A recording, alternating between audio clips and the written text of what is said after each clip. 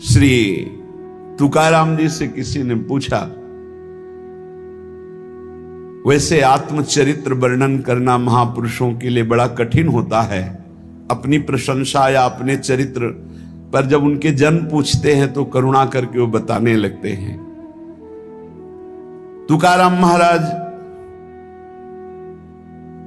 जब हरि कीर्तन में अद्भुत अवस्था को प्राप्त होते तो ये देखकर भक्त जनों के हृदय में कि महाराज आपको ऐसी अवस्था कैसे प्राप्त हुई, आपको कैसे भगवान की ऐसी प्रसन्नता प्राप्त हुई। तो श्रोताओं की ये इच्छा जान करके, महाराष्ट्र में है तो महाराष्ट्री भाषा में अभंग की रचना तत्काल बड़ा ऊंचा कवित्व प्रकाशित हुआ था श्री तुकाराम जी के हृदय में। उन्होंने लिखा कि मैं कोई ऐसी महान उच्च जाति का नहीं हूं कि मुझे जाति पक्ष देखकर भगवान ने कृपा की हो, न मैं धनी हूं कि मुझे धनी देखकर कृपा की, न मैं विद्वान हूं कि विद्वान देखकर कृपा की। वो सहज कृपालु हैं पर कृपा की हम पर वो कृपा का शब्द समझिए भारी प्रतिकूलता।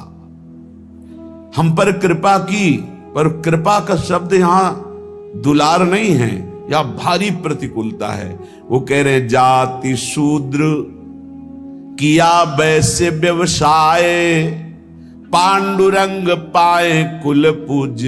उन्हीं के द्वारा लिखा हुआ यह भंग है। कहना नाही किंतु करता पालन, आपके वचन संत जन। वैसे तो मैं बिल्कुल अपने विषय में नहीं बोलना चाहता था, पर आप संत जनों ने, भक्त जनों ने आग्रह किया तो मैं अपनी बात बता रहा हूं।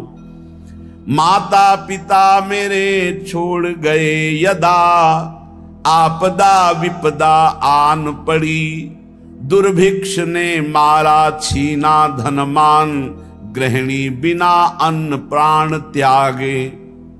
लज्जा बड़ी ग्लानि हुई कष्ट भारी, व्यापार में सारी पूंजी हारी।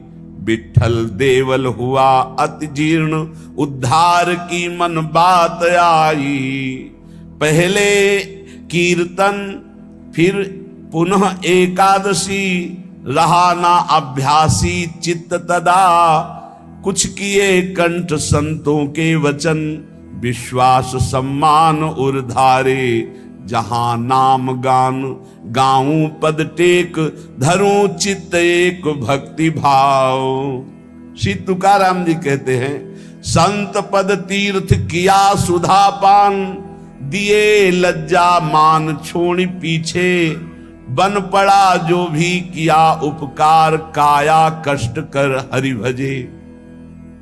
तुकाराम जी ने कहा, वैसे तो अपने विषय में बोलने में बड़ा संकोच होता है, किसी को भी हो, पर आप संतों का आदेश है कि आपको ऐसी ऊंची दशा कैसे प्राप्त हुई, तो सुनो हमारे ऊपर पांडुरंगा की कृपा हुई। पहली, मेरा जन्म आप लिख रहे हैं चतुर्वर्ण में हुआ। मुझे व्यवसाय मिला व्यापार का, लेकिन पांडुरंगा जब अपने में लगाना चाहता है तो व्यापार सफल कैसे हो सकता है? असफल हो गया व्यापार। सारी संपत्ति हमारी जाती रही, घाटा ही घाटा व्यापार में। हमारे कुल से विठ्ठल भगवान की उपासना होती रही। कुल में परंपरा चली आ रही थी कि हमारे कुलदेव पांडुरंगा विठ्ठल भगवान। ध्यान से सुनना, चतुर्वर्ण में हमारा जन्म हुआ, व्यापार किया गया, व्यापार में घाटा ही घाटा। ऐसी परिस्थिति आई, माता पिता का स्वर्गवास हो गया, बहुत दुख मिला। न खाने को, न व्यापार चला, माता पिता ऊपर से पधार गए, अकाल पड़ गया। जो घर में बचा हुआ अन्न था कुछ दिनों में खत्म हो गया, बाहर से आने का कोई गुंजाइश ही नहीं रह गई, सब स्वाहा। जो हम पिता माता की बनाई हुई प्रतिष्ठा थी वो भी धूल धूसरित हो गई। यहां तक कि मेरे परिवार को अन्न के लिए तड़प तड़प कर प्राण त्यागना पड़ा। खुद आपने लिखा है, हर तरह से चारों तरफ मुझे अंधेरा ही अंधेरा, कष्ट ही कष्ट। आपको स्थिति कैसे प्राप्त हुई आप वर्णन। मुझे अपने ऊपर लज्जा आने लगी कि ना पत्नी को अन्न दे सका, ना परिवार को पाल सका। क्या जीवन मेरा, बड़ा हृदय में दाह हुआ, सब कुछ नष्ट भ्रष्ट हो गया। ये जिस पर मैं कृपा करता हूं ये लीला। ऐसी हालत में अब कुछ नहीं बचा, तो विट्ठल भगवान का मंदिर जो टूटा हुआ पड़ा था उसमें जो सेवा हो रही थी उसमें लग गया जाकर के, जीर्णोद्धार। उसमें रात दिन खूब शरीर को मेहनत करके परिश्रम करके सेवा करता और कुछ वहां से नहीं लेता, बस सेवा ही सेवा, खाने को भी नहीं। मन में उमंग आई, पहली बार की एकादशी व्रत रहूंगा। प्रारंभ की बात बता रहे हैं जहां से स्थिति भगवदाकार बनती है। देखो, जिस पर विशुद्ध कृपा होती है ये प्रतिकूलताएं शुरू हो जाती हैं। कोई भी भक्ति मार्ग का उपासक घबराए नहीं, हिम्मत रखे। ये प्रतिकूलताएं अनंत जन्मों की बिगड़ी को सुधारने के लिए हैं, क्योंकि एक ही रास्ता बचता है प्रभु का। प्रतिकूलता न मिले तो चढ़ाई नहीं चढ़ सकते अध्यात्म की। मन में आया कि बाद से एकादशी रहा करूंगा। अब एकादशी तो है ही, क्योंकि कुछ घर में है ही नहीं, तो पर एकादशी व्रत रहने का। भजन में मन नहीं रमता था क्योंकि अभ्यास ही नहीं था। देख लीजिए, इतने बड़े महापुरुष जो सदेह विमान में बैठकर भगवत धाम गए। आप लोग चिंता मत करें, आप लोग जो कहते हैं मेरा मन भजन में नहीं लगता, तो कुछ तो लगता है। श्री तुकाराम जी लिख रहे हैं, आरंभ में बिल्कुल मेरा भजन में मन नहीं लगता था, पर संतों के चरित्र पढ़ने में मन लगता। संतों के चरित्र पढ़ता और उनके वचनों को बार बार याद करता कि उन्होंने क्या कहा है। उनके वचनों से मुझे बोध होने लगा।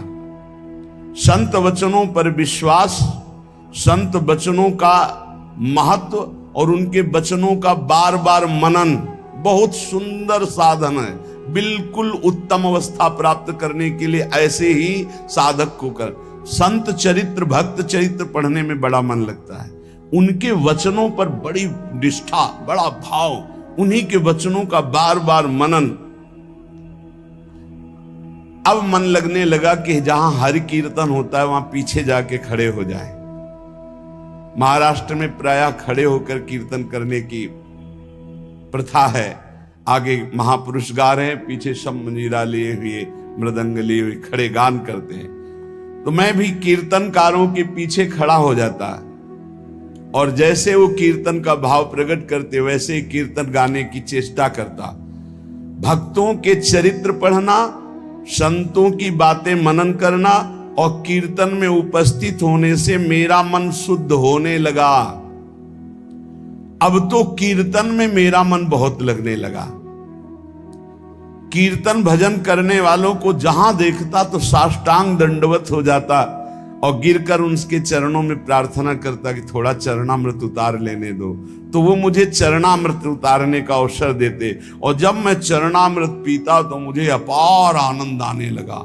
अब तो मेरी लज्जा चली गई। जहां संत को देखता, भक्त को देखता, कीर्तनकार को देखता, चरणों में लौट जाता और उनसे प्रार्थना करता कि आप हमको चरणामृत दे दें। वो हमारी दैन्यता देखकर चरणामृत दे देते। अब हमारे मन में आया कि शरीर को भारी कष्ट देकर भजन करो। ये निष्ठा, ये निष्ठा।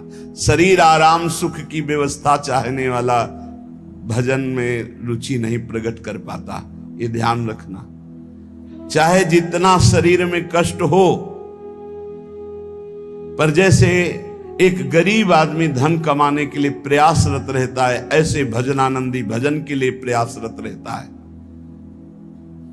रात्रि विषयी पुरुषों के लिए सोने के लिए अच्छी लगती है, भजनानंदियों के लिए रात्रि भजन के लिए होती है। थोड़ा विश्राम किया, जग के बैठ गए, बैठने की सामर्थ्य नहीं, फिर करवट ली हुई लेटे हुए आंख खोले हुए मंत्राकार वृत्ति, समय हुआ शौच स्नान, अपनी दिनचर्या, नींद कहां?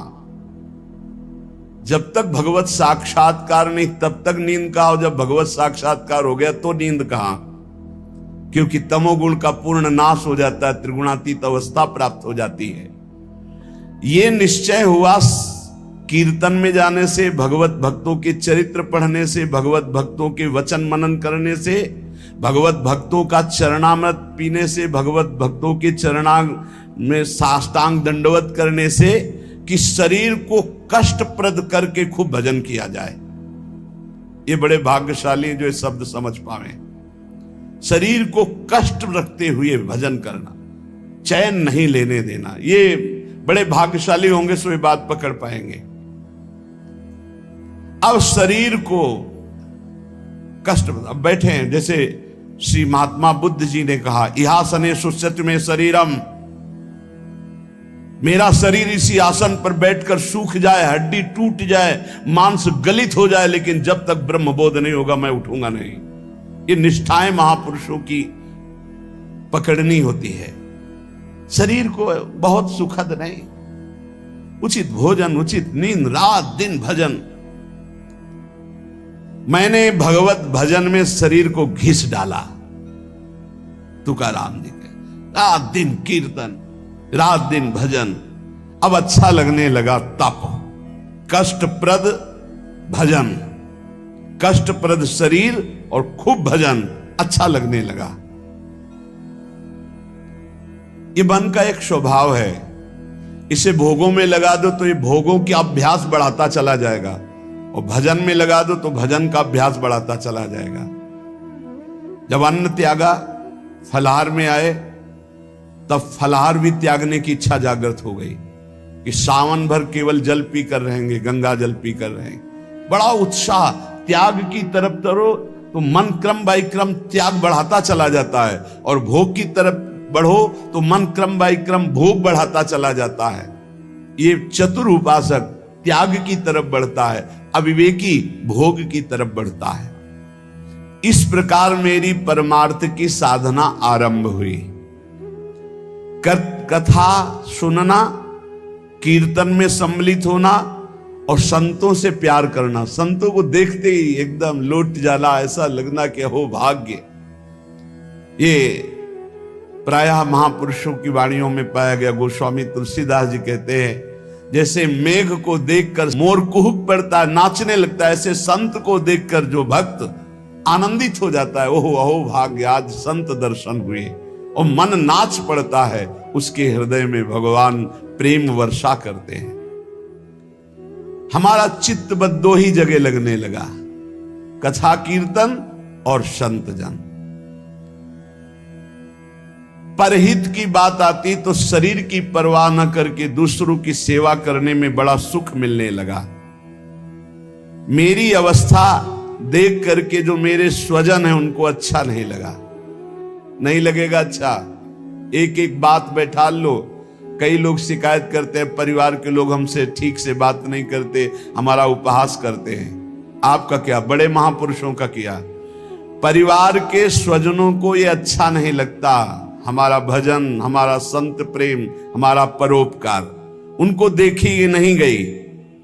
भाई बंद, स्त्री, ये सब हमारा जो ये भाव है इसके विरुद्ध करने लगे। ग्रह प्रपंच में आसक्त जन मेरे भाव का विरोध करने लगे, मुझे निषेध करने लगे। संत दर्शन, संत सेवा, कीर्तन, भगवत कथा, ये स्वयं उनके वचन हैं। मैंने अपने हृदय में निश्चय कर लिया था, कठोर हृदय बना लिया था, हर दुख सहूंगा पर अब पांडुरंगा को नहीं छोड़ूंगा, अब विट्ठल को नहीं छोड़ सकता। किसी की कोई भी परवाह ना करके, घर परिवार के लोग इतना प्रपंच किए, मैं किसी की बात नहीं सुनता। पकड़ो बात, बिल्कुल ये शोधी हुई बात इसीलिए सुना रहा हूं कि प्रायः हर भक्त के जीवन में ऐसा ही होता है जो सच्चाई से चलता है। घर प्रपंच की बातें मेरे को बहुत सुनाई गई, बड़ा विरोध किया गया, पर मैंने निश्चय कर लिया, हृदय कठोर बना लिया, इस जन्म में अब भगवान को नहीं छोड़ूंगा। फिर मेरे मन में आया कि जड़ मूल से इस प्रपंच को उखाड़ फेंकूंगा। अब तो जब हमारे परिवार के जन हमारा विरोध करते तो मैं न देखता न उनकी बात सुनता और जोर जोर से कीर्तन करता। करो विरोध, कितना करोगे? राम कृष्ण हरि जय, राम कृष्ण हरि जय, विठ्ठल जय विठ्ठल। अब वो निंदा करें, वो उपहास करें, वो भगवत कीर्तन कर रहे हैं। जड़ से उखाड़ फेंकूंगा इस प्रपंच को। स्वजन अपनी ओर खींचते और विठ्ठल अपनी ओर खींचते, यही चलता है साधक के। एक तरफ भगवान का आकर्षण, एक तरफ माया का आकर्षण। पर हमने भगवान की तरफ, परमार्थ की तरफ कदम जोर से बढ़ाए। अब साधक का यहां निर्णय है कि तुम माया के आकर्षण में जाते हो या प्रभु के आकर्षण में। लोग बार बार हमसे कहते कि तुम प्रवृत्ति मार्ग में हो, गृहस्थ धर्म में हो, तुम्हें ऐसा नहीं करना चाहिए। मैंने किसी की नहीं सुनी। अब इस जन्म में मुझे भगवत प्राप्ति करनी है। तुम्हारे किसी के उपदेश हमारे दृढ़ निश्चय को नहीं बदल सकते। इतनी खींचातानी जीवन में उपस्थित हो गई कि सत्य की पहचान के लिए मुझे मन को समझाना पड़ा कि तू मेरा साथ दे दे। अब जगत में तो कोई साथ नहीं दे रहा। अय मन, तू मेरा साथ दे दे, तू मेरा साथी बन जा और सत्य स्वरूप भगवान श्री हरि के पथ का अनुसरण कर, तू कृतकृत्य हो जाएगा। तुकाराम जी महाराज कह रहे, कोई साथ नहीं दे रहा। अय मन, तू तो मेरा साथ दे दे, मेरा साक्षी बन जा और भगवान सत्य स्वरूप हैं, उनके मार्ग का अनुसरण कर। इस असत्य संबंध, पति पुत्र परिवार, ये मिथ्या नश्वर प्रपंच भोग, तिलांजलि दे दे मन, तू मेरा साथी बन जा। मैंने बहुत लोगों के मतों को नहीं माना। मेरे हृदय में नित्य और अनित्य का विवेक जागृत हो चुका था, इसलिए मैंने सत्य को पकड़ा। केवल भगवान का मार्ग ही सत्य है, न ये संबंध सत्य है, न ये संसार सत्य है। इस प्रकार जब मैंने श्री हरि चरण प्राप्ति के लिए दृढ़ निश्चय कर लिया, तो उसी समय भगवान मेरे सदगुरु के रूप में पधारे। श्री बाबा चैतन्य ने मेरे हृदय देश में प्रकाशित होकर के श्री राम कृष्ण हरि इसका उपदेश किया। वही कीर्तन करते थे, पर वही गुरुदेव आकर हृदय में उपदेश किए, जिसे कहते हैं स्वप्नादेश। उपदेश किया कि अब तुम श्री राम कृष्ण हरि ही कहो। मैंने अब दृढ़ विश्वास कर लिया कि जो जप रहा था वो गुरुदेव ने दे दिया। अब तो किसी भी तरह मैं इसे नहीं छोड़ सकता। विश्वास चित्त में धार लिया कि मेरा भोजन भी राम कृष्ण हरि, मेरी प्यास भी राम कृष्ण हरि, मेरे प्राण भी राम कृष्ण हरि, मेरा सर्वस्व राम कृष्ण हरि। निश्चय कर लिया, बड़ा सहारा मिल गया। पहले जपते थे, वही जब गुरु ने दिया तो बड़ा सहारा मिल गया, परिपक्व हो गया। अब तो बैठ करके 24-24 घंटे नाम कीर्तन, क्योंकि निश्चय पहले ही कर लिया था शरीर को कष्ट देकर भगवत भजन करना। ये बहुत जल्दी भजन रंग लाता है। जब चित्त लवलीन होने लगा तो मेरे हृदय में कविता की स्फूर्ति होने लगी। श्री हरि के लीला गुण प्रकाशित होने लगे, उनको कविता रूप में लिखने की स्फूर्ति हुई। श्री हरि का कीर्तन और श्री हरि प्रदत्त अभंग वाणी प्रकट हुई मेरे हृदय में। मैंने देखा कि मेरी बुद्धि में ये ताकत नहीं थी, ये मेरी बुद्धि में श्री हरि कीर्तन से प्रकाश हुआ, हरि लीलाओं का। ये भगवत प्रसाद से मेरे अंदर आया। ये भगवान की ही प्रेरणा से अभंग निकलते थे। मैं गदगद होकर के अश्रु प्रवाह करने लगा कि कैसी कृपा की मेरी बुद्धि में एक भी लीला नहीं थी और आज लीलाओं की बाढ़ आ रही, गुणों की बाढ़ आ रही है। मैंने श्री हरि चरणों के प्रति और दृढ़ विश्वास और दृढ़ श्रद्धा प्रकट हुई। क्रम चलता रहा। बीच में रामेश्वर भट्ट के द्वारा बड़ा हमारे साथ निषेध आघात हुआ। मैंने भगवान की कृपा समझी, निषेध आघात हुआ, उसको भी सहा। बड़े विघ्न डाले जाते हैं। ये माया भगवती बड़ी विचित्र है। भगवान की प्रेरणा से मैंने उसको भी सहा। समाज का विरोध, घर का विरोध, माया का नाना प्रकार तांडव, खाने को नहीं, हर अव्यवस्था। चलो भजन, यहां जरा सा कामना पूर्ति नहीं होती, बोले अश्रद्धा हो गई भगवान में। ये कोई भगत है? भगवान ही हमारे प्रीतम हैं, उन्हीं को प्रसन्न करना है। इसलिए नाम कीर्तन और सुंदर कवित्त रचना करके उनको सुनाता। जब मैं ऐसा करता तो बहुत लोगों ने मुझे अनुचित ठहराया। इन बातों को बहुत पकड़ना है, हिम्मत से चलना है। बहुत लोग विरोध करने लगे। जो मेरी लिखी हुई वाणी थी, बड़ा विरोध होने लगा। इस विरोध से मेरा चित्त यूं दुखी हुआ कि हे हरि, आप प्रेरित करते हो, सो मैं लिखता हूं, सो मैं गाता हूं, फिर ये विरोध क्यों? जब मुझे लगा कि मेरे हरि ही नहीं चाहते हैं, तो जितने अभंग रचना की थी सबको लेकर के इंद्रयाणी नदी के दह में जाके डुबो दिया। विरोध कर रहे थे। भगवान के द्वार पर जाकर के, विठ्ठल भगवान के द्वार पे न खाना न पीना, उदास बैठ गया। आप तो ही वाणी प्रकट करते हो, आप ही अभंग लिखाते हो, फिर इतना विरोध करवा दिया, जाके इंद्रायणी में डुबो दिया बाड़ी जी को।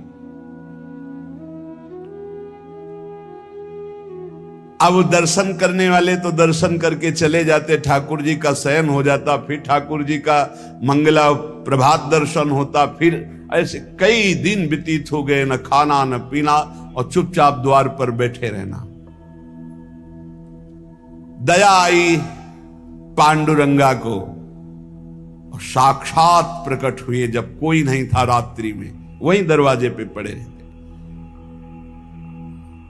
और कहा कि मेरे भक्त को यह सहना पड़ता है, तुम मेरे प्रिय हो, मैं ये देखना चाहता हूं तुम कितना सह सकते हो। तुमने सहा,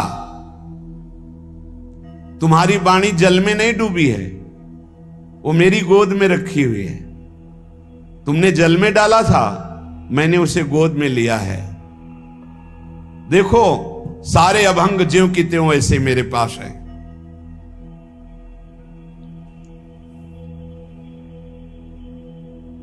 अभंग ज्यों के त्यों, जैसे श्री भगवत रसिक जी की वाणी यमुना जी में, तो यमुना जी ज्यों का त्यों, एक अक्षर भी गीला नहीं हुआ था, ज्यों का त्यों ले। ऐसे भगवान ने कहा जो तुमने इंद्राणी में डुबो दिया ना अपनी वाणी, कि सब विरोध करते, मैंने अपनी गोद में लिया है।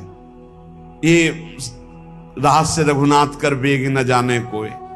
सहना पड़ेगा इतने बड़े महापुरुष को भी, कितने कष्टों से ही भरा जीवन। तुकाराम जी भगवान का सगुण साक्षात्कार करके, भगवान से बात हुई, भगवान ने दर्शन दिया।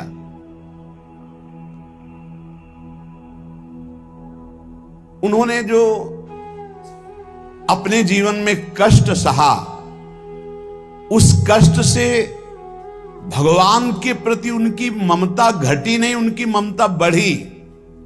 भक्त वही है कि जितना उन कष्ट मिले, जितनी विपरीतता आवे उतना भगवान के प्रति प्रियता बढ़नी चाहिए। श्री तुकाराम जी ने भगवान के जितने अभंग लिखे थे सब सुरक्षित भगवान के पास। सगुण साक्षात्कार भगवान का किया। प्रपंच से तुकाराम जी का चित्त तो वैसे ही उच्चाट हो चुका था, परमार्थ की ओर चले। परमार्थ ही परमार्थ था, पर आगे का मार्ग सूझता नहीं था कि कैसे चले, कहां चले। जब कोई भगवत मार्ग में चलता है तो एक ऐसा यात्रा का समय आता है जहां ना परमार्थ सूझता है और ना प्रपंच अच्छा लगता है। प्रपंच से चित्त उचाट और परमार्थ सूझता नहीं है। इस समय अगर उसे महापुरुषों का संग न मिले तो फिर यात्रा में बाधा पड़ जाती है। ये पकड़ लो, परमार्थ सूझता नहीं आगे और प्रपंच अच्छा नहीं लगता। बड़ी शून्याकार स्थिति होती है, ना आनंद की उमगन होती है ना ऐसा, बड़ी शून्याकार स्थिति हो। इसमें सत्संग की बहुत आवश्यकता होती, जो इस यात्रा को पार करने में साधु संग बहुत लाभप्रद होता है। जब तक प्रपंच बिल्कुल उतर नहीं जाता, परमार्थ सूझने नहीं लगता, अर्थात आनंद की अनुभूति नहीं होती, तब तक साधक को बहुत सावधान रहने की जरूरत है। मनोभूमि में जब तक वैराग्य शुद्ध प्रकट नहीं होता तो उसमें गुरुजनों के द्वारा जो बोया हुआ बीज है परमार्थ का, वो अंकुरित नहीं होता। जब ज्ञान बीज अंकुरित हो जाता है तो जीवन मुक्त होने के लिए प्रबल लालसा जगती है। अब कुछ नहीं, अब तो मैं ब्रह्मबोध प्राप्त करूंगा, तत्वबोध प्राप्त करूंगा, जीवन मुक्त हो जाऊंगा। और जब ये लगन लग जाती तो फिर कोई प्रपंच, कोई नियम, कोई उपदेश किसी का ऐसा नहीं असर करता है कि वो प्रपंच की तरफ ले जाए। अरे आप प्रवृत्ति मार्ग के गृहस्थ के हैं, आपको ऐसा करना चाहिए, आपको ऐसा नहीं करना चाहिए, ये तब तक जब तक ज्ञान का अंकुरण नहीं हुआ। जो जीवन मुक्त महापुरुष हैं, मानवीय दृष्टि से उनको पहचाना ही नहीं जा सकता है। हां, जो मुमुक्ष जन है, वो जो भगवत प्राप्ति करना चाहते हैं, वो इस बात को पकड़ पाएंगे। नहीं तो जो विषयी भोगी हैं उनको कैसे अच्छा लगेगा कि हमें कष्ट हो और हम भगवान की तरफ चलें। भगवत प्रसाद पाने का अधिकारी वही है जो दुख सहने के लिए कमर कस लिया है। अब कूद पड़ा मैं भगवान के मार्ग में, अब जितना दुख पड़ेगा मैं सहूंगा। बचपन से पूरे जीवन तक महापुरुषों को कष्ट ही कष्ट का पाला पड़ा है। ये बाहरी क्या जाने, बाहरी तो बाहरी चीज देखते हैं ना, वो आंतरिक चीज नहीं देख पाते। कष्ट ही कष्ट, जितनी ऊंचाई अध्यात्म की होती है वो कष्ट से होती है। ये जितने सुखद ऊंचाई नहीं है, आंतरिक ऊंचाई नहीं है, ऊंचाई है अध्यात्म की ऊंचाई, अंदर की द्वंद्वों पर विजय प्राप्त कर लेना, ब्रह्म तत्व का बोध हो जाना, भगवत साक्षात्कार हो जाना। ये ऊंचाई कौन देख पाएगा? मोक्ष मार्ग में चलने वाले या भगवत प्राप्ति के मार्ग में चलने वाले साधु जनों का, भक्तों का पहला पड़ाव होता है कि अपनी निष्ठा परिपक्व करे। पहला कदम मजबूती है कि अपनी निष्ठा परिपक्व करे। कोई तुम्हें साथ नहीं देगा, कोई तुम्हारा इस मार्ग में मित्र नहीं होगा। जिसको मित्र बनाओगे वो घसीट लेगा प्रपंच की तरफ। आपको अकेले चलना है। आज तक का पूरा खुद का अनुभव है, इस मार्ग में अकेले चलना है। इस मार्ग में हमको मरना है। जीवित मर जाए उलट आप में समाया है दिलगिरी। हर समय कष्ट, एक मिनट का कष्ट, हर समय का कष्ट, पूरे जीवन का कष्ट। मृत्यु जब तक नहीं होगी तब तक का कष्ट। लेकिन उस कष्ट से ना उदास, ना निराश, ना हताश, पूरे जीवन की बात है। जब साधक पहले पड़ाव में दृढ़ हो जाता है। पहला पड़ाव यही है, सुख की तरफ आकर्षित नहीं होना, दुख से हमें मुख नहीं मोड़ना।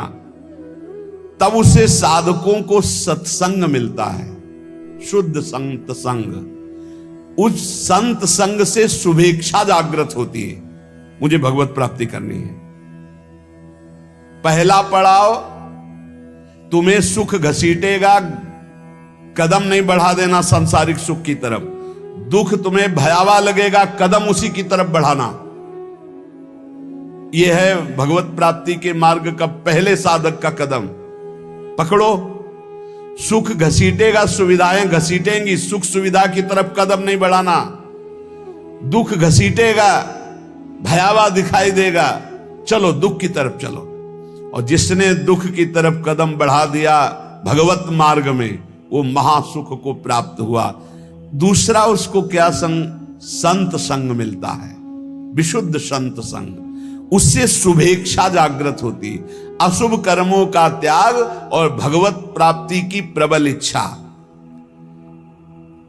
ऐसे पुरुष को प्रापंचिक रिश्ते नातेदारों से बैठकर बात करना, ये सब कुछ अच्छा नहीं लगता। पहला पड़ाव, भोगों की सुविधा मिलेगी, उसकी तरफ से ना बोलना है।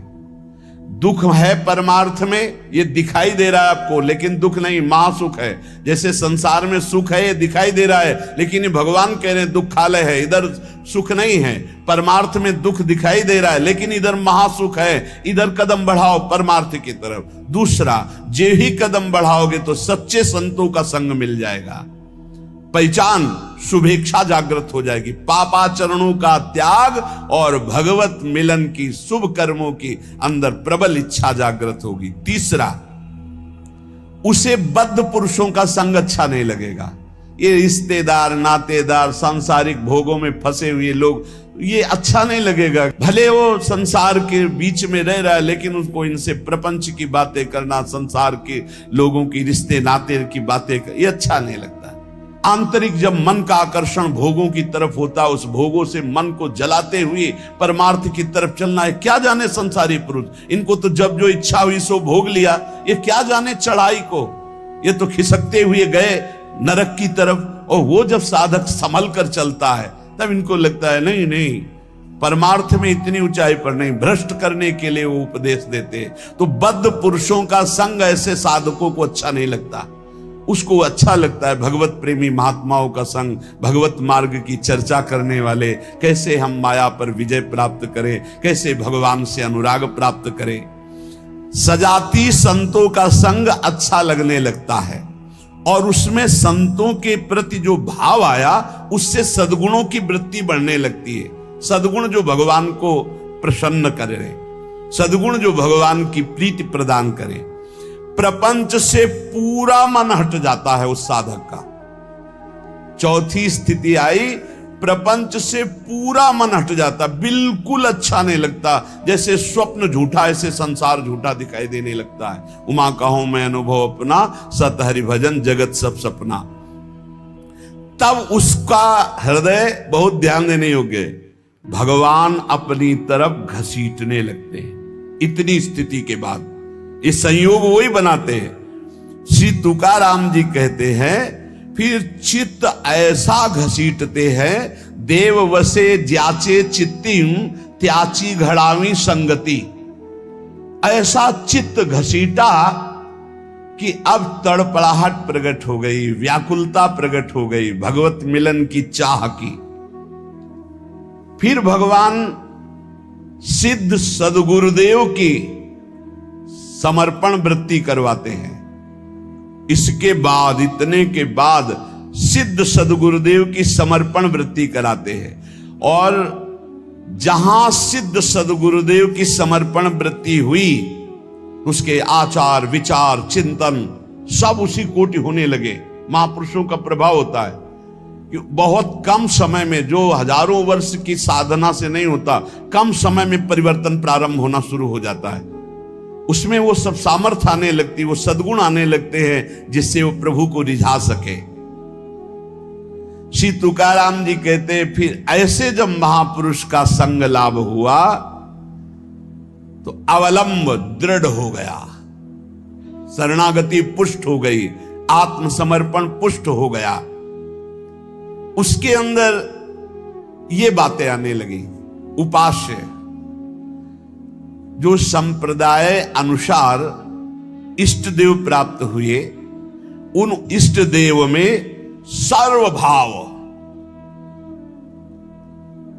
श्री राधा वल्लभ मेरो प्यारो, जैसे यहां कह रहे पंढरपुर निवासी पांडुरंगा में पूर्ण आसक्ति, ऐसे वृंदावन निवासी श्री राधा वल्लभ लाल में पूर्ण आसक्ति। बस राधा वल्लभ लाल को हृदय ध्यान मुख नाम, मेरो प्यारो राधा वल्लभ मेरो प्यारो, सर्वोपरि सबहिन को ठाकुर, सब सुखदान हमारो प्यारो, मेरो प्यारो राधा वल्लभ मेरो प्यारो। अपने उपास्य देव में जब सदगुरुदेव की प्राप्ति हुई तो ऐसे चित्त आसक्त हो गया, हटाए नहीं हट सकता, प्राण प्यारे एकदम वो हृदय का विषय। दूसरा, अपने आचार्य की वाणी में अपने इष्ट का जो जस गाया गया है, जैसे श्री तुकाराम जी कह रहे हैं श्रीमद् भागवत और श्रीमद् भगवत गीता, क्योंकि विठ्ठल भगवान श्री कृष्ण, तो श्रीमद् भागवत और श्रीमद् भगवत गीता प्राणों से भी अधिक प्यारी। ऐसे श्रीमद् चतुरासी जी, श्रीमद् राधा सुधा निधि, ये प्राण से भी अधिक प्यारी। सिद्ध सदगुरुदेव के मिलने पर इष्ट देव में परम आसक्ति और इष्ट ग्रंथ में परम आसक्ति।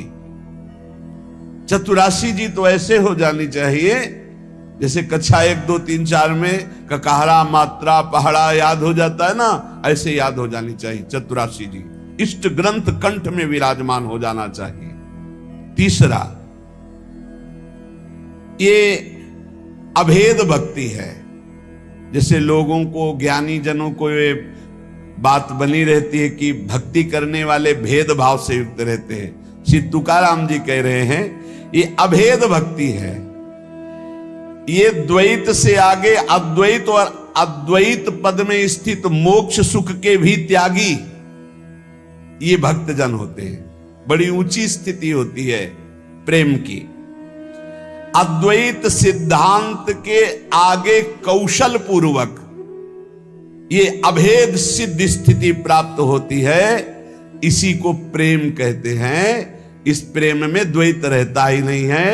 वो जो नहीं समझ पाते वो समझते हैं भक्ति का मतलब है द्वैत, द्वैत नहीं, अभेद भक्ति, अद्वैत भक्ति, मोक्ष के परे की भक्ति और अभेद को सिद्ध करके प्रेम में स्थित हो जाना।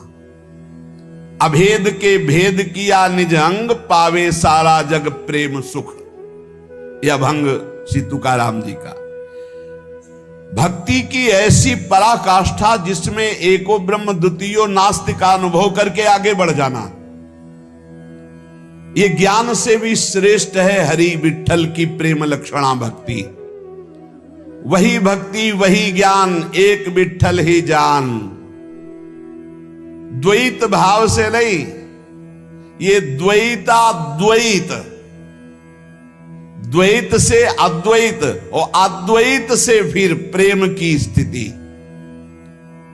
चौथा, मुख्य साधना गुरुदेव के द्वारा जो बताई हुई पद्धति है, उसमें विशेष रूप से दो बातों की विशेषता, एक तो नाम कीर्तन की विशेषता और एक गुण कीर्तन की विशेषता। भगवान की लीला कथाओं का श्रवण कथन और नाम कीर्तन, ये दो प्रेम लक्षणा भक्ति के लिए विशेष साधन है। और गुरु कृपा से दोनों खूब जोर से चलते हैं। अखंड नाम कीर्तन चलता है और वाणी लीलाओं का गायन चलता रहता है। पांचवा, वही जपना जो गुरुदेव ने दिया है, अपने मन की नहीं। मन कभी कभी ये साधक के हृदय में विडंबना पैदा कर देता है कि गुरु जी ने कहा है सो तो ठीक है, लेकिन हमारा मन तो पहले से लगा है हम यही जपेंगे।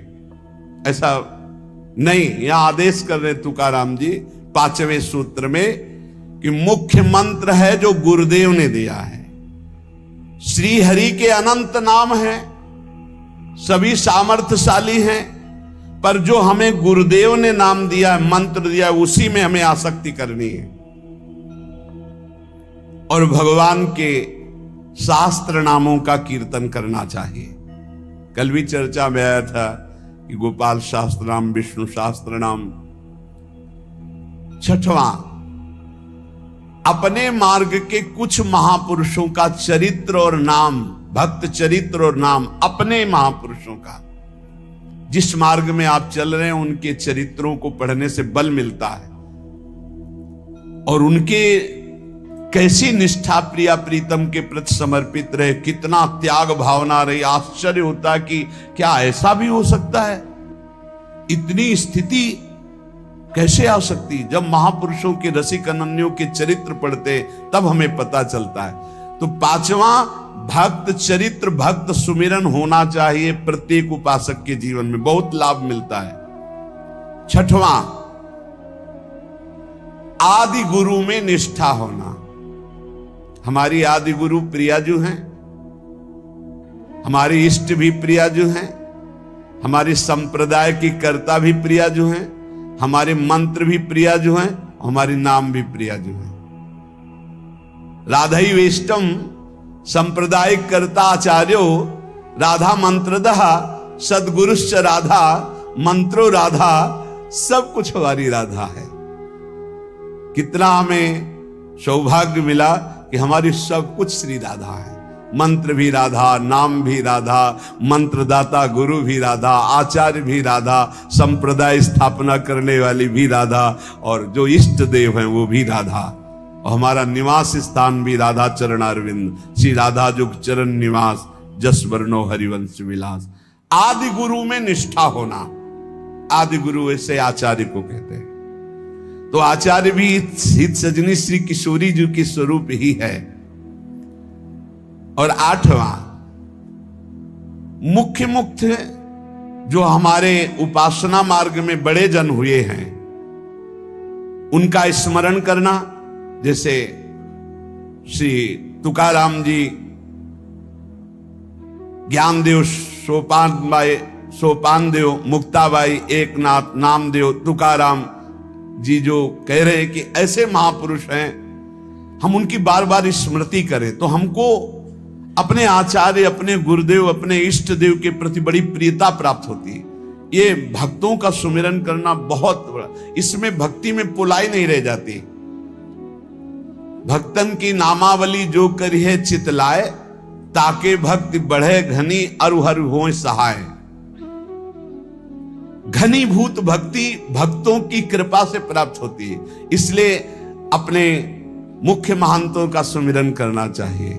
भगवत कृपा से ये भी होता है, श्रृंगार आरती के बाद प्रारंभ होता है, हम सो इन साधन सो पंगत, जिनको नाम लेत दुख छूटत, सुख लूटत तिन संग, हम सो इन साधन सो। हमारे जितने ये मुख्य महापुरुष हुए हैं, जब हम इनका सुमिरन करते हैं तो इनके भजन का छठवां हिस्सा हमारे हृदय में जागृत हो जाता है।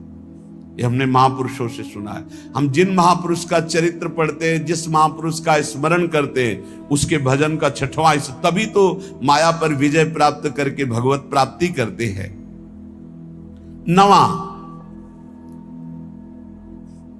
प्रधानता कीर्तन अपने आचार्य प्रदत्त कीर्तन की ही रखनी चाहिए, कोई मनमानी नहीं। जैसे तुकाराम जी, जय जय राम कृष्ण हरि, जय जय राम कृष्ण हरि, जय विठल जय विठोवा, जय जय राम कृष्ण हरि। अपने आचार्य, अपने गुरुदेव के द्वारा दिया हुआ कीर्तन। जैसे अपने लोग जय जय राधा वल्लभ श्री हरिवंश, जय जय श्री वृंदावन श्री बनचंद। बनचंद महाप्रभु हरिवंश चंद्र जी के प्रथम पुत्र का जो यहाँ के तिलकैत अधिकारी हुए, और बनचंद कहते पिया प्रीतम को। वृंदावन के चंद्रमा श्री श्यामा श्याम, जो जैसा भाव कर पावे। बनचंद जो नाम रखा गया वो प्रिया प्रीतम के ही उससे रखा गया। प्रिया वृंदावन के चंद्रमा श्री प्रिया प्रीतम, ये नाम रखा गया महाप्रभु के बड़े पुत्र का। जैसे श्री कृष्ण चंदजू महाराज, श्री गोपी नाथ जो महाराज, तो ये सब प्रभु के ही नाम तो रखे गए। तो ये जो बनचंद है ये प्रिया प्रीतम का संबोधन है कि प्रिया प्रीतम जो वृंदावन के चंद्रमा युगल चंद्र हैं। जय जय राधा वल्लभ श्री हरिवल, जय जय श्री वृंदावन श्री वंचन। तो प्रधानता अपने आचार्य गुरुदेव प्रदत्त कीर्तन की ही रखे कीर्तन में। और पूज्य जितने विश्व के संत महात्मा हैं, विश्व के, भारत के ही नहीं, अतिथि, संत, भक्त, ये सब जो श्री कृष्ण से संबंध मानने वाले हैं, ये सब हमारे पूज्य हैं। ऐसी सदैव भावना रखे। तुलसी की माला, गले में तुलसी की कंठी जरूर हर समय बंधी रहनी चाहिए। अगर टूट जाए तो एक प्रसादी करके पहले से ही रखनी चाहिए। प्रत्येक साधक को एक प्रसादी तुलसी पहले से अपने पास रखनी चाहिए। कभी कंठी अगर भंग हो जाए तो जब तक उसे हम ठीक न करवाएं तब तक नई तुलसी की कंठी बांध लें। और अगर वो ठीक होने लायक नहीं तो यमुना में प्रवाहित कर दे। और अगर ठीक होने लायक है तो गुरु प्रदत्त कंठी पुनः ठीक करवा के उसी को बांधे। पर जब तक नई कंठी हमारे पास प्रसादी नहीं होगी तो फिर हमारा गला खाली रहेगा। 1 मिनट भी खाली गला नहीं रखना, ये हमारी वैष्णव पद्धति है। गले में तुलसी की माला और नाम जप के लिए तुलसी की माला, गले में तुलसी की कंठी और तुलसी की माला से ही नाम जप होता है। हमारा जो वैष्णव जनों का नाम जप होता है वो तुलसी की माला से होता है। श्री तुकाराम जी कह रहे हैं, महाव्रत, निरंतर भगवान का चिंतन करना और जैसे उनके मार्ग में एकादशी व्रत रहना, रात भर कीर्तन करना, शिवरात्रि का व्रत रखना, कृष्ण जन्माष्टमी का व्रत रखना और पंडरीकनाथ की यात्रा करके रात में जाके कीर्तन करना। 12वां महातीर्थ, अपने इष्ट देव के संबंध से जो तीर्थ स्थल हैं उनमें यात्रा करना या वहां वास करना। अपने लोगों को तो परम सौभाग्य स्वामिनी जी ने दे दिया, वृंदावन, वृंदावन वास, नित्य उनकी लीला स्थली, यही लीला कर रहे हैं। महातीर्थ श्री तुकाराम जी अपने क्षेत्र में कह रहे हैं, जैसे पंढरपुर, त्र्यंबकेश्वर, आलिंदी, पैठण, सासवड़, चंद्रभागा और महान संतों के स्थान गंगा, गोदा, यमुना, तीर्थ, काशी, द्वारिका, जगन्नाथ, इन सब की यात्रा करना वैष्णव जनों का। अपने लोगों की अनन्य निष्ठा व्रत 84 कोश श्री धाम वृंदावन, बस ये अनन्य निष्ठा है। 13वां वर्ज, ये बातें कभी नहीं होनी चाहिए वैष्णव में। पराई स्त्री का काम भाव से स्पर्श, संयोग, दृष्टि, चिंतन, संभाषण पूर्ण रूप से त्याग होना चाहिए। पराई स्त्री की वैष्णवजन गृहस्थ भी होते हैं, वैष्णवजन विरक्त भी होते हैं। तो जो गृहस्थ हैं वो अपनी स्त्री में धर्मानुकूल और जो विरक्त हैं भगवत भाव से। पहला वर्ज, पर स्त्री के प्रति दोष दर्शन, पर स्त्री के प्रति भोग वृत्ति की भावना बिल्कुल त्याग दे, नहीं भगवत मार्ग में आगे नहीं बढ़ पाएगा। दूसरा, छल कपट आदि करके दूसरे का धन अपहरण करने की बात रखना कभी नहीं होना चाहिए। दिखावा करके, दंभ करके, पाखंड करके, किसी भी तरह से दूसरे से धन ऐंठने की इच्छा रखना, फिर आप वैष्णव पद्धति में फिसल जाएंगे, आगे नहीं बढ़ पाएंगे। तीसरा, किसी की भी निंदा करना नहीं करना है। पर निंदा बिल्कुल ना सुननी है ना करनी। अगर वैष्णव धर्म में स्थित रहना है, परम आनंद प्राप्त करना है, पहला नियम किसी भी माता बहन के प्रति काम भाव नहीं। दूसरा नियम, किसी के भी धन को किसी भी तरह से ठगाई ना करे। तीसरा, पर निंदा ना सुने ना पर निंदा करे। चौथा, जो संतों ने भोजन निषेध किया वो नहीं करना चाहिए। मांस, मद्य, मछली, अंडा और जैसे प्याज लहसुन, इनको त्याज्य। प्याज लहसुन तमोगुणी है, तमोगुणी होने के कारण इसका त्याग किया गया है। वो अंदर से भजन की वृत्ति क्षीण करता है, तुम जान नहीं पाओगे, इसीलिए संतों ने अनुभव करके इसका त्याग किया। प्याज लहसुन निषेध है केवल तमोगुण के कारण, वो तमोगुण की वृत्ति बढ़ाता है। तमोगुण जो है निद्रा, आलस्य, प्रमादोत्थम तत्तामस मुदाहृतम, भजन में निषेध है, इसलिए निषेध किया गया है। और मद्य, मांस, मछली, अंडा ये तो बिल्कुल निषेध किया गया है। वैष्णव होकर अगर इनकी तरफ या भक्त होकर जरा भी ऐसी दृष्टि रखता है तो पाखंडी है, वो भक्त नहीं है जो ऐसे जीवों को कष्ट देकर अपना उदर पोषण करना चाहे। पांचवा, वर्ज में मन से, वाणी से, शरीर से किसी की हिंसा न करे। ये काया वाचा मानुषा अगर किसी को दुख देता है तो भगवत मार्ग में नहीं चल पाएगा। इसलिए भगवत मार्ग पुष्ट करने के लिए स्वयं कष्ट सहे, दूसरों को कष्ट न दे। आचरण, जो अपने धर्म के आचरण उन्हीं का पालन करे। जो हमारे गुरुदेव ने, हमारे आचार्य ने हमारा दिनचर्या बना दी, जो हमारा नियम बना दिया, हमको उसी के अनुसार चलना है। अपने आचार्य प्रदत्त धर्म में स्थित रहने में कभी संकोच न करें। दूसरा क्या करता है मैं नहीं देखना, हमारे आचार्य ने जो हमें आदेश किया हमको उसी मार्ग में चलना है।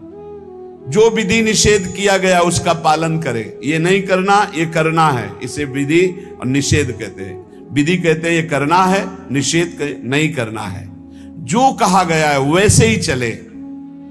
प्रभु को प्रसन्न करने के लिए संतों के जो उपदेश है वो सर्ववंद्य हैं। इसलिए अपने धर्म के अनुसार जो आचार्य ने आपको उपदेश किया, गुरु ने उपदेश किया, जो ऐसे चलता है वो कर्म बंधनों पर विजय प्राप्त कर लेता है।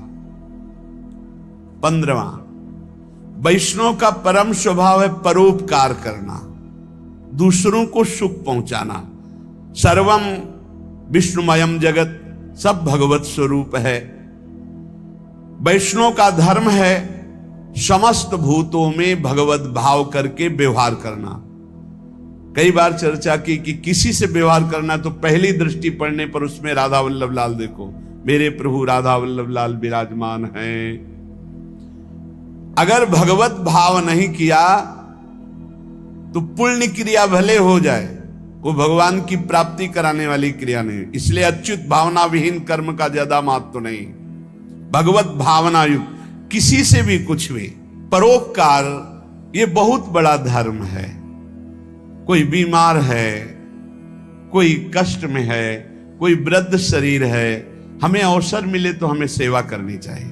अगर हमारे पास अर्थ है, कोई बीमार है, वो अर्थ की अव्यवस्था कारण सही औषधि नहीं उसकी हो पा रही, हमें कूद पड़ना चाहिए, हमें सहयोग करना चाहिए।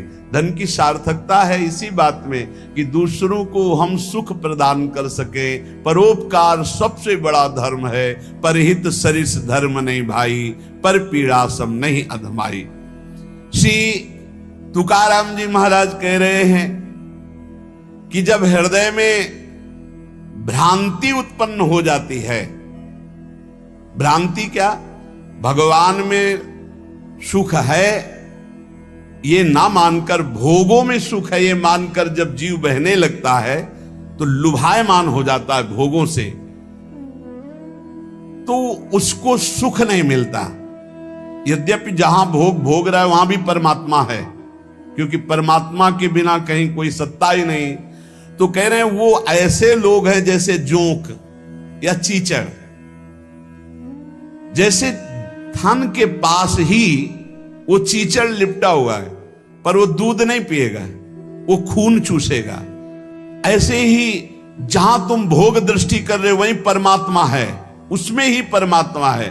और सही पूछो तो वही परमात्मा है, क्योंकि जड़ चैतन्य वही बना हुआ है। तुम जिसे भोग दृष्टि से देख रहे हो, चीचड़ की तरह तुम दुख भोग रहे हो, उस सुख सिंधु परमात्मा को नहीं समझ पा रहे।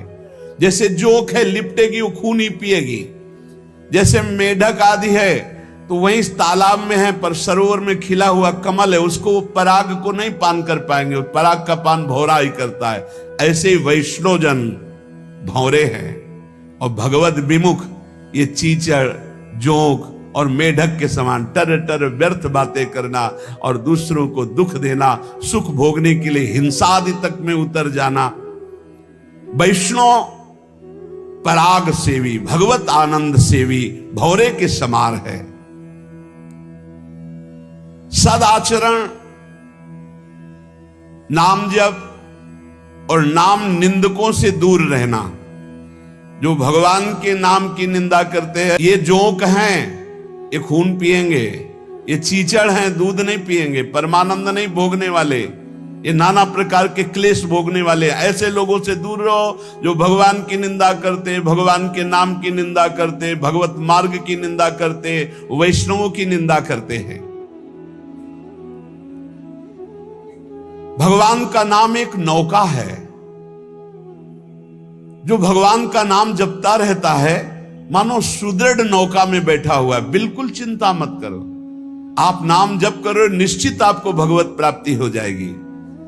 श्री तुकाराम जी कहते, भव सिंधु के पार ले जाने वाली सुदृढ़ नौका नाम है। बस बैठ गए नाम में तो अब किसी की मत सुनो, ये आपको पार कर देगी। और तो और की बात रे, गोस्वामी जी कह रहे, नाम लेत भव सिंधु सुखाही, करहु विचार सुजन मन माही। नाम लेते भव सिंधु सूख जाएगा, है ही नहीं जहां पार होना हो। खूब नाम जप, ये देखो बड़े बड़े महापुरुषों की बातें हम इसलिए खोज खोज कर आपको सुनाते हैं, आपका दृढ़ विश्वास हो जाए। नाम एक सुदृढ़ नौका है, जो खूब नाम जप करता है वो सुदृढ़ नौका में बैठा हुआ भव समुद्र पार हो रहा है। बिल्कुल किसी की बात मत सुनो। बड़े बड़े सिद्ध महापुरुषों के जीवन चरित्रों को पढ़ के देख लो, केवल भगवान नाम से ही सिद्ध हुए हैं। जितने भी उच्च कोटि के महापुरुष हुए, तुकाराम जी सदैव भगवान के धाम को गए। जितने भी महापुरुष हुए, आप उनके चरित्रों को पढ़ के देखो, आपको नाम मिलेगा। नाम जीवन में, नाम जितना उतने ही वो महापुरुष हुए। बीज पेड़ से ही प्रकट होता है, पर पेड़ बीज से ही प्रकट होता है। बताओ भाई, बीज फूटता है तब पेड़ प्रकट होता है, और पेड़ से ही बीज प्रकट होता है। तो पहले क्या हुआ? बड़ा विचित्र है। ऐसे ही नाम से नामी प्रकट होता है, और नामी से ही नाम प्रकट होता है। निर्णय करना कौन बड़ा है, को बड़ छोट कहत अपराधु। तुकाराम जी कहते हैं, पेड़ के पेट में बीज है, तभी तो फल रूप में आकर फिर बीज बनता है, और बीज के पेट में पेड़ समाया हुआ है। ऐसे ही भगवान में नाम विराजमान है, तभी परिचय होता है, और नाम में भगवान विराजमान है, तभी दर्शन होता है। नाम को पकड़ लो। निर्णय करना बड़ा मुश्किल है कि पहले पेड़ कि पहले बीज, क्योंकि बीज के बिना पेड़ नहीं और पेड़ के बिना बीज नहीं। कैसे पर निर्णय कर पाओगे? बोले पेड़ बड़ा, तो बोले बीज के बिना पेड़ कहां से आ गया? तो बोले बीज बड़ा, तो बोले पेड़ के बिना बीज कहां से आ गया? बीज के बिना पेड़ नहीं, पेड़ के बिना बीज नहीं। तो पहले कौन हुआ? पेड़ हुआ कि बीज हुआ? निर्णय करना मुश्किल है। सर्वलोक महेश्वर भगवान का नाम बीज है और भगवान पेड़ है। ऊर्ध्वमूल मधा शाखा मस्वत्तम प्राहुरभ्यम, गीता जी में कह रहे, उसी पेड़ का बीज है नाम, और उसी नाम के पेट में पूरे के पूरे भगवान के ज्ञान, वैराग्य, भक्ति, रूप, लीला सब समाया हुआ है। बीज है भगवान का नाम। श्री तुकाराम जी कह रहे हैं, पंडित हो या बालक हो, मूर्ख हो या विद्वान हो, जो नाम को पकड़ लेता है वो सब ज्ञान प्राप्त कर लेता है। सब ज्ञान, बात पकड़ लीजिए। पहले मास्टर जैसे बालक को हाथ पकड़ करके लिखवाता है का खा गा घा, फिर एक दिन वो पूरा का पूरा शब्द पढ़ लेता है। ऐसे प्रारंभ में गुरुदेव साधन बताते हैं, बहुत ही कड़वा लगता है, लेकिन जब वो तो सब ज्ञान उसके अंदर जागृत हो जाता है, सब वैराग्य भक्ति सब अंदर जागृत हो जाता है। क्या जुगनू कभी सूर्य की तेज की समानता कर सकती है? अन्य जितने साधन है सब जुगनू वो भी चमकते हैं, और सूर्य है नाम, नाम की समानता कोई अन्य साधन नहीं कर सकता। इसलिए सूर्य स्वरूप भगवान के नाम का निरंतर गाय, अन्य साधनों की तरफ दृष्टि मत दो। अखिल जगत महासुख से पूर्ण नजर आएगा जिस समय निरंतर नाम चलेगा। लीला मात्र भगवान का ये माया क्षेत्र है, एक लीला मात्र। ऐसे तर जाओगे तुम्हें समझ भी नहीं पड़ेगा, सुख पूर्वक संसार से तर जाओगे। इस माया जाल से समाप्त होने के लिए तुकाराम जी कह रहे हैं, केवल मुख से तुम नाम उच्चारण करो, भवबंधन अपने आप छिन्न भिन्न हो जाएगा। केवल नाम उच्चारण करो। ये बड़े बड़े महापुरुषों के वचन हैं। भाव सिंधु से पार हो जाओगे बिना प्रयास के, सुख पूर्वक यदि नाम जप करोगे। नाम जप की रुचि और बढ़े, इसीलिए ठाकुर सेवा का सौभाग्य मिला है। जैसे जैसे हृदय पवित्र होगा अपने आप नाम जप स्फुरित होने लगता है। तो जब ठाकुर सेवा का तुम्हें अवसर मिले तो जरूर दौड़ भागो, क्योंकि वो नाम जप में प्रीति बढ़ाएगा। ठाकुर सेवा, श्री जी की सेवा, ये तुम्हारे भजन की वृद्धि कर देगी। इसमें कभी ऐसा मत सोचो कि एकांत में बैठकर अगर मैं नाम जप करता तो ठीक था, ये हमको तो सेवा में लगना। सेवा से नाम जप की प्रीति और बढ़ती है। अगर देवालय में सेवा मिले या अपनी कुटिया में ठाकुर सेवा विराजमान करके मिले, देखो भाट की तरह उनकी स्तुति करो और तुच्छ नीच भाव रखकर अपने को उनकी सेवा में लगा दो, तो तुम्हारे हृदय में नाम सतत चलने लगेगा। जैसे सूत मागध बंदी जन राजा का गुण गाते हैं, ऐसे दैन्य होकर के प्रभु के गुण गाओ। देखो ना बड़े बड़े महापुरुषों के, सूरदास जी के अश्रु चल रहे, पद गा रहे, ठाकुर जी बैठे सुन रहे। ये भगवत मार्ग है, प्रेमियों का मार्ग है। इसमें अलग दैन्य भाव होकर पद गायन कर रहे और एकदम अपने को नीच समझ करके प्रभु की सेवा में लगे। बड़ी कृपा है जो हमसे सेवा करवा रहे हैं, नहीं तो पापाचरण भी तो शरीर से हो सकते हैं। दो बातें यदि हो रही तो तुकाराम जी कह रहे हैं कि नाम जब बहुत शीघ्रता से निरंतर चलने लगेगा। यदि श्री जी की सेवा और श्री जी के गुणों का गायन, लीला गायन दैन्य होकर, जैसे राजा के सामने कुछ चंद धन के लिए सूत मागध बंदी जन उनका जस गाते हैं, ऐसे हम प्रेम के लिए अपने आराध्य देव का जस गाते हैं। श्री तुकाराम जी कह रहे हैं कि बड़े बड़े देवता भी इच्छा करते कि मृत्यु लोक में मानव देह में हमारा जन्म हो जाए, तो हम ऐसा भजन करेंगे कि भगवान को प्राप्त कर लेंगे, स्वर्ग से भी ऊंची स्थिति प्राप्त कर लेंगे। और तुम मृत्यु लोक के भोगों में फंसकर भगवान को छोड़ रहे हो। तुकाराम जी कह रहे स्वर्ग के देवता इच्छा करते कि कभी भगवान हम पर कृपा करे, हमें मृत्यु लोक में मानव दे दे जिससे मैं भजन करके भगवान को प्राप्त करूं, और तुम मृत्यु लोक के भोगों में भगवान के भजन को छोड़ रहे हो। स्वर्ग के देवता स्वर्ग और स्वर्ग के भोग छोड़कर मृत्यु लोक में मानव देह में आकर भजन करके भगवान को प्राप्त करना चाहते हैं। आपको सहज में अवसर मिला मानव देह, अब मृत्यु लोक के भोगों में फंस करके नाम जप मत छोड़ो। इंद्रियां ये कलह करती ही रहेंगी यदि भगवत प्राप्ति नहीं हुई थी। मुझे ये भोग भोगना है, नेत्रेंद्री कहेगी मुझे देखना है, श्रवणेंद्री कहेगी मुझे सूंघना है, जनेंद्री कहेगी मुझे भूंगना। ये सब इंद्रियां, घ्राणेंद्री सूंघने की तरफ, श्रवणेंद्री सुनने की तरफ, भोग इंद्रियां भोगने की, कितनी कलह है। ये कलह तब तक बनी रहेगी जब तक भगवत प्राप्ति नहीं होगी। कल एक प्रश्न कर रहे थे कि मैं बैंक में ऑफिसर हूं, मेरी कामना थी कि मैं एक बड़ा पदाधिकारी बनूं, तो बन गया, लेकिन मुझे शांति क्यों नहीं मिली? मैं अधिकारी हूं, मेरे पास सब भोग सामग्री जो मैंने कामना की थी सब, फिर भी मन अशांत क्यों रहता है? होगा एक ही कारण है, मन को विश्राम भगवान के चरणों से ही मिलेगा।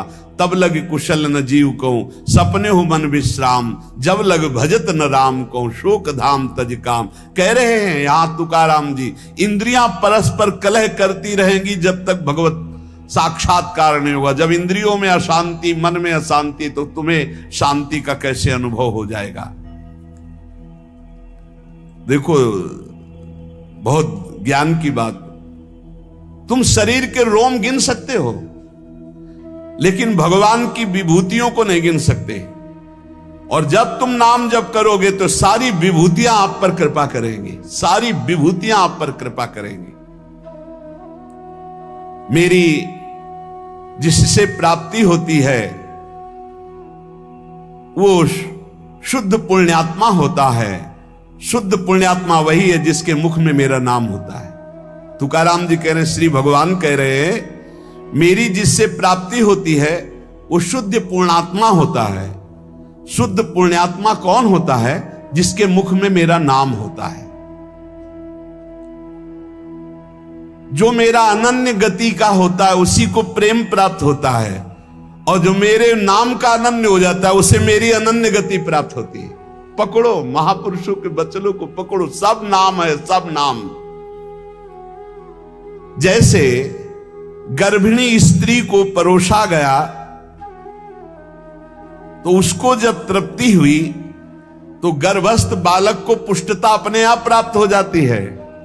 ऐसे ही जब भक्त प्रसन्न हो जाता है तो भक्त के हृदय में विराजमान भगवान अपने आप संतुष्ट हो जाते हैं। तो नाम जप करे और भक्तों की आराधना करे, अपनी कोई स्वतंत्र इच्छा ना रखे, अपनी इच्छा को भगवान की इच्छा में समर्पित कर दे। माली जल को जिधर ले जाता है उधर ही जल प्रवाहित होने लगता है। हमारे जीवन बगीचा के मालिक हैं भगवान गुरुदेव। जिधर वो हमको ले जा रहे हैं, हमको उधर ही बहते चले जाना है। अगर उधर नहीं जाओगे तो प्रवाह फूट पड़ेगा और गलत दिशा की तरफ चला जाएगा। तुकाराम जी कह रहे हैं, मधुर और विशद आनंद देने वाला भगवान का नाम है। देखो, जल में भेद नहीं होता, जल सब में गिरता है, लेकिन अपने भावानुसार उसका स्वरूप अलग हो जाता है। जल तो ईख में भी गिरता है तो वही जल मधुर गन्ने का रस बन जाता है, और जल धतूर में भी गिरता है जिससे उसका फल पुष्ट होता है, वो जहर बन जाता है।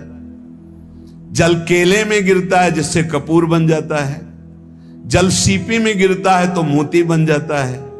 जल तो समान भाव से बरसता है, लेकिन अधिकारानुसार उसका फल अलग अलग हो जाता है। तो जो उपासक भगवान में डूबा हुआ है वो महामधुर रस, विशद आनंद, विभिन्न विभूतियों का कृपा पात्र बन जाता है। और जो भगवान से विमुख है तो कृपा उनको भी की, मानो दे दिया है, पापाचरण करके अपने जहर जैसा जीवन बना लेते हैं, अशांति में जीवन बना लेते हैं।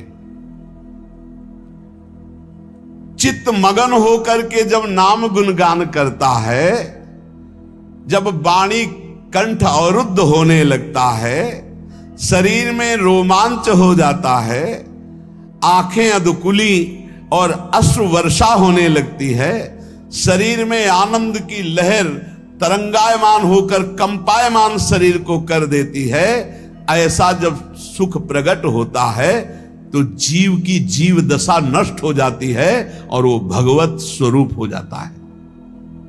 बनावटी नहीं, स्वाभाविक ये स्थिति। जब नाम गुण कीर्तन करते हुए ऐसी मस्ती छाती है आपाद मस्तक, शरीर के चरण से लेकर मस्तक तक रोमांच हो गया, आंखें अधखुली हैं, चेष्टा रहित है, आनंद जल अश्रु रूप में बरस रहा है और ऐसी लहर आनंद की उठ रही कि शरीर कंपायमान हो रहा है। महासुख अलौकिक रस जब प्रकट होता है ऐसा, तो जीव की जीव दशा नष्ट हो जाती है और अपने स्वरूप में स्थित हो जाता है। संसार में रहते हुए, क्रिया करते हुए कोई कैसे मुक्त हो सकता है बिना अक्रियत्व आए?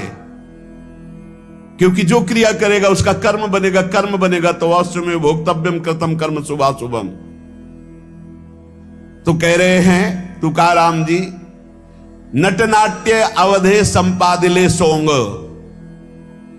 ये जगत का जो नाटक का स्वांग रचा है उस परमात्मा ने रचा है। तुम भी उसी स्वांग के एक हिस्से हो, बस स्वांग मात्र करो, सच्चाई से नहीं। तुम न किसी के सच्चे पति हो, न किसी के पुत्र हो, न किसी के पिता हो, न किसी की पत्नी हो। तुम भगवत स्वरूप हो, स्वांग मिला है, स्वांग करो। और सच्चाई है कि मैं ईश्वर के नाम रूप लीला धाम में निरंतर चित्त को जोड़े। ये सच्चा नहीं है, झूठा है। ना तुम कुछ दिन के जो बने हुए पति हो, ना शाश्वत पति नहीं हो। तुम पहले नहीं थे, बाद में भी नहीं रहोगे, बीच में कुछ दिन के हो, लेकिन शाश्वत है सच्चिदानंद प्रभु। श्री तुकाराम जी कह रहे, नटनाट्य अवधे संपादिले सोंग, ये स्वांग है, ये नट का नाट्य है, बिल्कुल नाटक जैसा करो। सत्य है भगवत नाम, भगवत रूप, भगवत लीला। क्या कोई अंगारों की सेज पर सुख की नींद सो सकता है? तो उत्तर आएगा नहीं। तो क्या खटमल की चारपाई पर सुख की नींद सो सकता है? तो बोले नहीं। तो बोले ऐसे ही भोग वासना, नाना प्रकार की गंदी वासना, ये क्या तुम्हें सुख चैन से सोने देंगी? अनंत जन्मों से जलते हुए चले आ रहे हो, आगे भी जलना पड़ेगा। नहीं, आगे बढ़ो, संसार के मार्ग में नहीं, भगवत मार्ग में, तभी सुख से विश्राम कर। गोस्वामी तुलसीदास जी कह रहे, जाकी कृपा लवलेस ते मति मंद तुलसी दास हूं, पायो परम विश्राम, राम समान प्रभु नाही कहूं। पायो परम विश्राम, आप चैन की नींद। काहू के बल भजन को काहू के आचार, व्यास भरोसे कुंवर के सोवत पाव पसार। चैन की नींद, ये अंगारों की सेज पर पड़ना है, जो भोगों में, जो नाना प्रकार की वासनाओं, मानो खटमल की चारपाई पर। कहां चिंता सुख भय से युक्त कहीं नींद आती है? जब तक देह भाव है प्यारे कि मैं स्त्री हूं, मैं पुरुष हूं, तब तक बंधन को प्राप्त हो। भाव ही देह भाव को नष्ट करेगा, भगवत भाव कर्म बंधनों को नष्ट करेगा।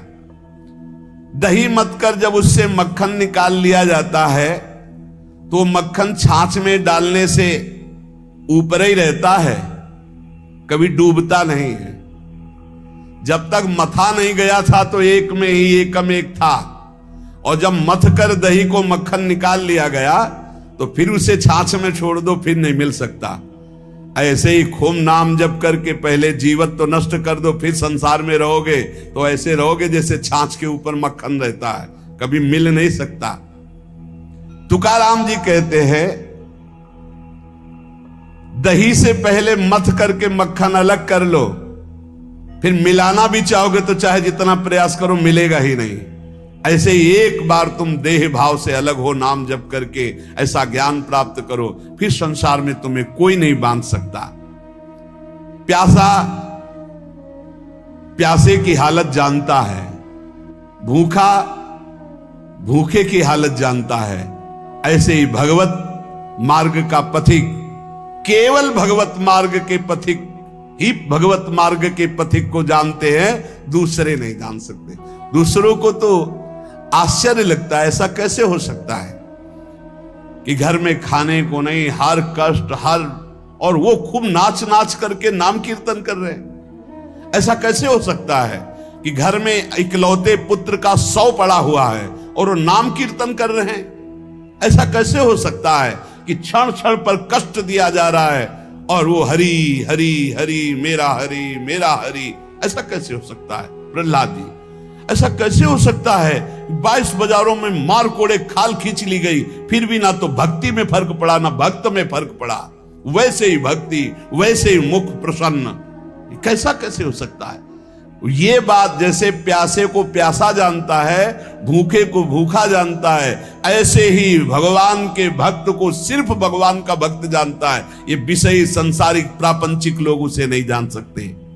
तुकाराम जी कहते हैं, माया योग से जीव दुर्दशा को प्राप्त हो रहा है और भक्ति योग से महासुख को भोगेगा। इसलिए माया योग से हटो और भक्ति योग को प्राप्त करो। अनित्यम सुखम लोको मिमम प्राप्य भजस्व माम। ये संसार के नाशवान सुख भोगों से मन को हटाओ। लोक के भोग तुम्हें दुर्गति को प्राप्त करा देंगे। प्राप्य भजस्व माम, मुझे भजो। भगवान कह रहे मेरा स्मरण करो। बाटे या जनाचे थोर व आश्चर्य विषय वडिम भूतले जीव। तुकाराम जी कह रहे हैं कि जीव भोगों में फंसकर समय को नष्ट कर रहा है। वो समझ रहा है बड़ा अच्छा समय व्यतीत हो रहा है, लेकिन आगे भयानक दुख आने वाला है। फिर मृत्यु होगी, फिर अन्य योनियों में जाओगे। इसलिए भजन कर लो। पैसा के बल से, भोगों के बल से, पद के बल से तुम काल से नहीं बच सकते। उन्मत्त मत हो, भजन कर लो। तुकाराम जी कह रहे बड़ी दया आ रही ऐसे जीवों पर जो भोगों के बल से, धन के बल से अपने जीवन को नष्ट कर रहे हैं कि समय बढ़िया जा रहा है बड़ी मौज मस्ती से, लेकिन वो आगामी दुख को नहीं देख पा रहे हैं। अरे ये मुझे ना भजे ऐसा कौन सा बल है इनको मिल गया कि निश्चिंत होकर भोगों में पड़े हुए हैं। भगवान को भी दया आती है कि ये जीव कैसा भूला हुआ है। इनमें कौन सा ऐसा दम है जो अंत काल में तुम्हें काल से बचा सकता है? रुपया में, पत्नी में, पुत्र में, पति में, परिवार में, धन में, किसमें ऐसा बल है जो तुम्हें मृत्यु से बचा सके? जब मृत्यु से नहीं बचोगे तो फिर अगला जन्म होगा, फिर उस योनि में नया। ये कब तक चलता रहेगा? क्या यमदूतों से तुम्हें ये रुपया पैसा बचा लेगा? क्या यमदूतों के दंड से तुम्हें ये नाना प्रकार के शरीर संबंधी लोग बचा लेंगे? नहीं। तो विद्या बचा लेगी, वयस बचा लेगी, प्राणियों का रिश्ता नाता तुम्हें बचा लेगा। अरे अब होश में हो जाओ। संसार काल का कलेवा है, इसमें कोई नहीं बचेगा, सब मरेंगे। इसलिए नाम जप कर ले, अपने को बचा ले। बचाना क्या है? देह भाव से हट गए, बच गए। भजन के बल से देह भाव से हट गए तो मृत्यु का प्रवाह देह में होगा, आपके ऊपर नहीं। आप परम पद को प्राप्त हो जाएंगे। जीव तू मृत्यु को मत भूल। मृत्यु को बड़ा चस्का लगा है लोगों के मारने का। वो किसी को नहीं बख्शती, सबको मारती चली जाती, रौंदती चली जाती है। एकमात्र नंद नंदन यशोदानंदन है जो तुम्हें मृत्यु से बचा सकते हैं, देह भाव रहित करके। चाहे कोई कितना बुद्धिमान हो, क्या चीनी से ऊख बना सकता है? गन्ना बना सकता है? गन्ने से चीनी तो बन गई, लेकिन चीनी से गन्ना खड़ा कर सकता है फूल? कभी भी कितना भी बड़ा विज्ञानी हो, गन्ने से चीनी बन गई, गन्ने का रस फिर उबाला गया, फिर वो चीनी बनने के अधिकार में आ। पर चीनी से गन्ना बना सकता है? तो बोले नहीं। तो बोले वैसे दिमाग खर्च कर ले, तू जन्म जन्मांतर में मृत्यु के चक्कर में पड़ा हुआ है। जब तक तू भगवान का भजन नहीं करेगा तब तक तू सुख नहीं प्राप्त कर सकता। सुख सिंधु से तू प्रकट हुआ है, अब सुख सिंधु का भजन कर ले, नहीं तो तू सुख सिंधु खड़ा नहीं कर सकता संसार में। मकान बना के करोड़ों अरबों रुपया जमा करके नाना प्रकार, जैसे चीनी से फिर ऊख नहीं बनाया जा सकता, ऐसे तू लाख उपाय कर ले अपनी बुद्धि से। इस दुखालय संसार में तू है सुख स्वरूप, लेकिन तू सुख नहीं पा सकता बिना सुख सिंधु का भजन के। गर्भवास में तूने वादा किया था कि हर जीव वादा करता है, एक बार मुझे यहां से निकाल दो, मैं भजन करके भगवान को प्राप्त करूंगा। अरे उस वादे को भूल गया। भगवान शेषनाग भी अपनी 2000 जिह्वा से जिनका नाम गुणगान करते हैं, वेद भी जिनका नेति उनसे वादा किया था तूने कि एक बार गर्भ से बाहर कर दो, मैं तुम्हारा भजन करूंगा।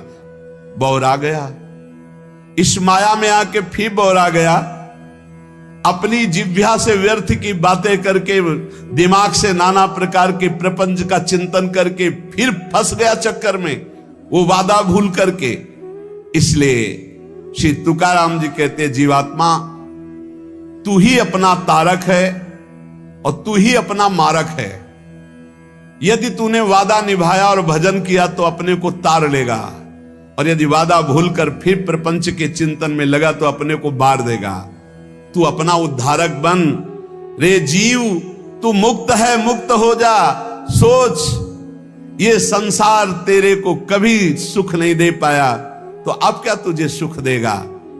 इसलिए जैसे भोजन पाने से तृप्ति होती है एक एक कवल से, ऐसे एक एक नाम से संसार से वैराग्य, स्वरूप का बोध और भगवान से प्रेम होता है। इसलिए निरंतर नाम जप करो, जो हमारे जीवन का परम लाभ है। नाम, हर समय नाम जप करते रहो। जहां संत जन मिले दौड़ कर जाओ, चरण वंदना करो, उनके वचन सुनो। भगवत चर्चा सुनने से नाम जप में बड़ा उत्साह होता है। भजन न होई संग बिन, भजन बिना नहीं प्रेम, और भजन के बिना भगवत प्रेम नहीं हो, प्रेम के बिना इस संसार से मुक्ति नहीं। क्योंकि जब भगवत प्रेम होता है तो शरीर राग नष्ट हो जाता है। नहीं, ये बड़ा कष्टमय शरीर है। अभी भगवान कृपालु हैं, आपको कष्ट का समय नहीं आया इसलिए आप नहीं समझ पा रहे हैं। नहीं, बड़ा कष्ट करना ही है, जी नहीं सकते। बड़ी मतलब आप समझो, अगर स्थिति ना हो तो प्रतिपल कष्ट का समय है, प्रतिपल कष्ट का समय। अगर भगवान का चिंतन न हो तो क्या चिंतन है, क्या कष्ट का चिंतन है, हर समय कष्ट। तो ये क्या हमारे ऊपर ही है क्या? सब जीव को भोगना पड़ेगा। आपकी लंबी यात्रा है, हजारों जन्म बार बार ले लेकर भोगना, इसलिए ऐसे भोगों में फंस करके तुम्हें भुलावे में माया डाल रही। इसलिए हमारी प्रार्थना है, इसी जन्म में भजन करके जो कष्ट मिले सह करके मुक्त हो जाओ। बस यही जीवन का परम लाभ है।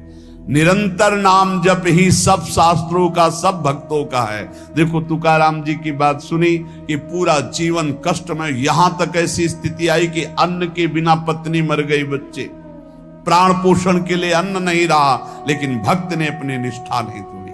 निरंतर नाम कीर्तन, संत चरणामृत, संत चरण रज का सेवन करके ऐसी ऊंचाई पर पड़े कि आखिरी में जब तो भगवान वो कह रहे, देखो भगवान श्री हरि विमान लेकर आ रहे हैं।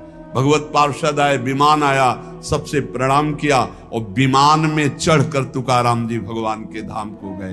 भक्तों के शरीर ऐसे छूटते हैं, उनको स्मृति ही नहीं रहती कब शरीर छूट गया, और दिव्य देह से भगवान के समीप चले जाते। यही लाभ लेने के लिए हमें जन्म मिला है। खूब नाम जप करो, किसी का बुरा मत करो, किसी की निंदा मत करो। ये सब बातें हमारे भजन से हमें विघ्न पहुंचा करके अलग कर देती। और भजन भजन यही जीवन का सार है। जितना भजन कर लो, नहीं मृत्यु नजदीक आती चली जा रही। शेष चर्चा आगे। श्री राधा वल्लभ लाल।